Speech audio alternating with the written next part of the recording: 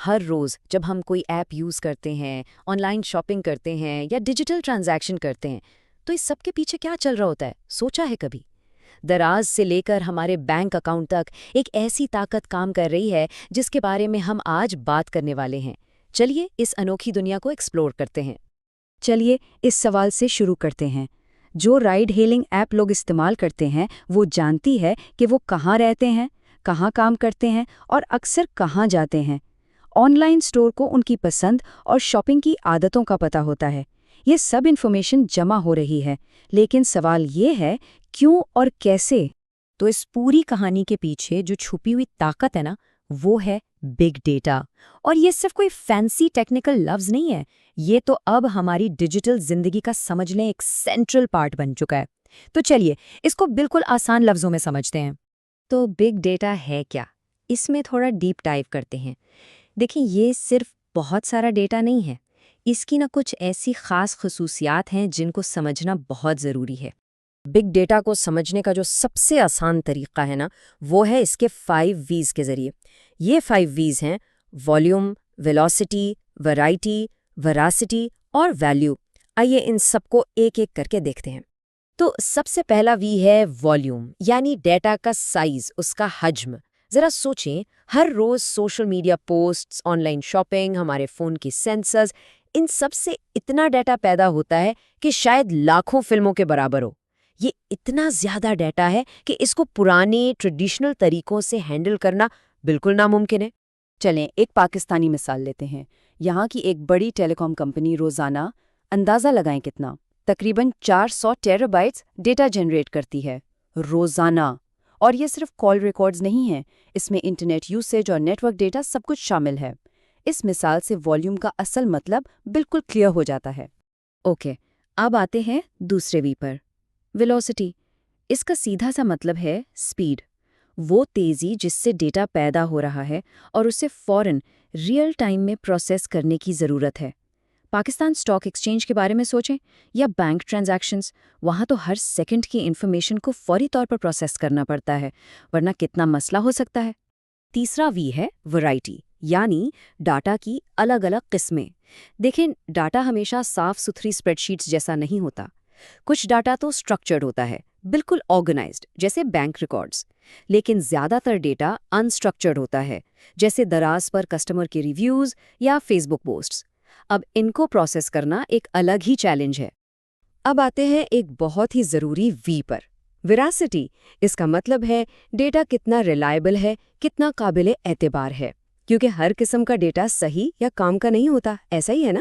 غلط انفارمیشن پورے انالیسس کو خراب کر سکتی ہے، اس لیے یہ یاد رکھنا ضروری ہے کہ ڈیٹا کی کوالٹی اس کی کوانٹٹی جتنی ہی امپورٹنٹ ہے۔ یہ مثال ویراسٹی کو بالکل آسان کر دے گی۔ ایک طرف ہے نادرا کا آفیشیل ڈیٹا جو ہائی ویراسٹی ہے، یعنی انتہائی قابل اعتماد، اور دوسری طرف ہے واٹس ایپ پر پھیلنے والا کوئی جھوٹا میسج، اس کی ویراسٹی کیا ہوئی؟ بالکل لو۔ تو بہتر فیصلوں کے لیے ہمیشہ ہائی ویراسٹی ڈیٹا ہی چاہیے ہوتا ہے۔ اور آخر میں سب سے ضروری وی، ویلیو، کیونکہ بگ ڈیٹا کا اصل مقصد صرف ڈیٹا جمع کرنا تو ہے ہی نہیں، اصل کام ہے اس کچے ڈیٹا سے قیمتی معلومات یعنی انسائٹس نکالنا۔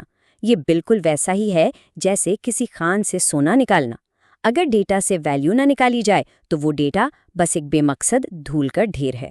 تو اب جب یہ 5 ویز کلیئر ہو گئے ہیں، چلیے دیکھتے ہیں کہ اپنے ملک پاکستان میں بگ ڈیٹا کا استعمال کہاں اور کیسے ہو رہا ہے۔ دیکھیں، بگ ڈیٹا پاکستان کے کئی اہم سیکٹرز میں استعمال ہو رہا ہے۔ فائنینشیل سروسز اس کو فراڈ پکڑنے کے لیے یوز کر رہی ہیں، دراز جیسے ای کامرس پلیٹ فارمز بہتر یوزر ایکسپیرینس کے لیے، نادرا ظاہر ہے سٹیزن ڈیٹا مینیج کرنے کے لیے، اور ٹیلی کام کمپنیز اپنے نیٹ ورکس کو آپٹیمائز کرنے کے لیے۔ لسٹ کافی لمبی ہے۔ چلیں ایک اور مزیدار مثال لیتے ہیں۔ کبھی سوچا ہے کہ ایچ بی ایل یا میزان بینک جیسے بینکس ریئل ٹائم میں ہونے والے فراڈ کو کیسے روک لیتے ہیں؟ ہاں، اس کے پیچھے بھی بگ ڈیٹا کا ہی کمال ہے۔ یہ ٹیبل اس فراڈ ڈیٹیکشن کے پروسیس کو بہت اچھی طرح سمجھاتا ہے۔ دیکھیں، سسٹم ایک کسٹمر کے نارمل ٹرانزیکشن پیٹرنز کو پہچانتا ہے۔ مثال کے طور پر عام طور پر دن کے 2 بجے کراچی میں 5,000 روپے خرچ ہوتے ہیں۔ لیکن اگر اچانک رات 3 بجے کسی انجان ملک سے 5 لاکھ روپے کی ٹرانزیکشن ہو تو سسٹم فوراً اسے سسپیشس یعنی مشکوک قرار دے دیتا ہے۔ اور بس یہیں بگ ڈیٹا انالیٹکس اپنا جادو دکھاتا ہے۔ یہ سسٹم ایسی سسپیشس ٹرانزیکشنز کو فوراً پہچان کر فلیگ کر دیتا ہے۔ اس طرح لوگوں کے پیسے محفوظ رہتے ہیں، اور سب سے بڑی بات، یہ سب ریئل ٹائم میں پلک جھپکتے ہی ہو جاتا ہے۔ لیکن رکے، بگ ڈیٹا کو مینج کرنا اتنا آسان بھی نہیں ہے۔ اس کے ساتھ کچھ بڑی بڑی مشکلات بھی جڑی ہوئی ہیں۔ چلیں ان پر بھی ایک نظر ڈالتے ہیں۔ تو یہاں کچھ اہم چیلنجز اور ان کے سلوشنز ہیں۔ سب سے پہلے ڈیٹا کوالٹی، کیونکہ غلط ڈیٹا تو بالکل بیکار ہے۔ اس کے لیے آٹومیٹڈ ٹولز ڈیٹا کو صاف کرتے ہیں۔ پھر ہے اسٹوریج اور پروسیسنگ کا مسئلہ۔ اتنے ڈیٹا کے لیے ہڈوپ اور اسپارک جیسے اسپیشل سافٹ ویئر استعمال ہوتے ہیں۔ پھر پرائیویسی اور سیکیورٹی، اس کے لیے اسٹرانگ انکرپشن یوز ہوتی ہے جو ڈیٹا کو ایک کوڈ میں بدل دیتی ہے۔ اور آخر میں ڈیٹا انٹیگریشن، یعنی الگ الگ سورسز سے ڈیٹا کو ایک جگہ لانا، یہ بھی ایک بہت بڑا چیلنج ہے۔ تو اب سوال یہ ہے کہ آگے کیا ہونے والا ہے؟ بگ ڈیٹا کا مستقبل کیسا دکھتا ہے؟ اس میں کیا نئے ٹرینڈز آ رہے ہیں؟ مستقبل میں اے آئی اور مشین لرننگ بگ ڈیٹا سے خود بخود سیکھ کر اسے اور بھی سمارٹ بنائیں گے۔ ریئل ٹائم انالیٹکس سے فیصلے پلک چھپکتے میں لیے جائیں گے۔ پھر ایک چیز ہے ایج کمپیوٹنگ۔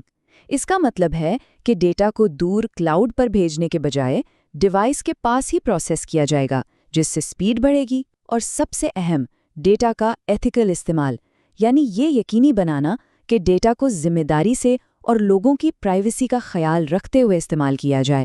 یہ آنے والے وقت میں سب سے ضروری ہوگا۔ جیسا کہ اس کوٹ میں کہا گیا ہے کہ بگ ڈیٹا کی اصل طاقت اس سے حاصل ہونے والی انسائٹس میں ہے۔ یہ بات ہمیشہ یاد رکھنی چاہیے کہ ڈیٹا خود کچھ نہیں ہے، اس سے جو معلومات نکلتی ہے، اصل گیم وہی ہے۔ اور آخر میں ایک سوال جس پر سوچنا بنتا ہے، آنے والے 10 سالوں میں بگ ڈیٹا پاکستان کی شکل کیسے بدلے گا؟ صحت اور تعلیم سے لے کر گورننس اور بزنس تک اس کے اثرات ہر جگہ محسوس کیے جائیں گے۔ اس بارے میں سوچنا بہت ضروری ہے۔